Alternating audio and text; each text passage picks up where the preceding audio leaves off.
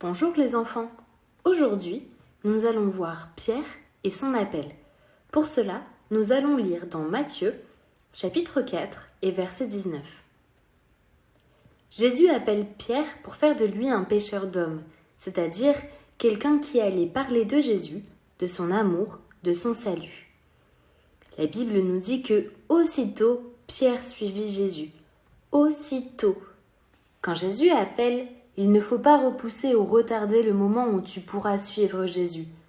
Même les enfants peuvent le suivre. D'ailleurs, la Bible nous parle d'un épisode important dans la vie de Jésus. Un jour, on lui emmena des petits enfants pour qu'il leur impose les mains et prie pour eux.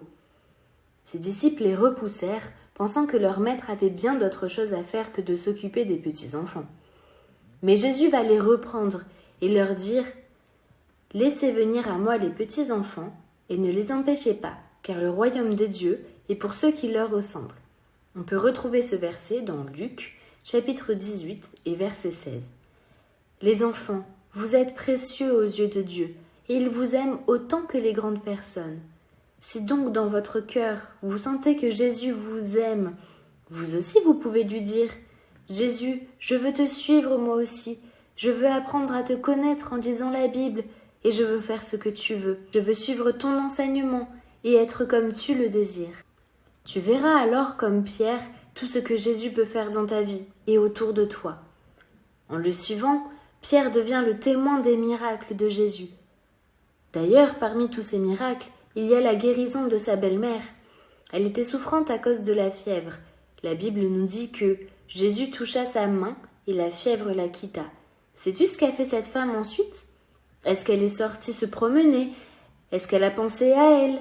Non, elle se leva et servit Jésus.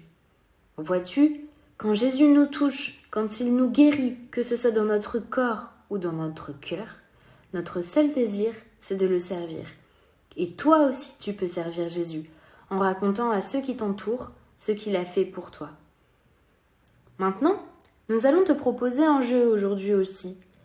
Il va falloir retrouver les 7 différences entre les 2 images que nous te proposons. Tu auras les réponses la semaine prochaine avec la leçon de la semaine. Allez, bonne semaine et à la semaine prochaine.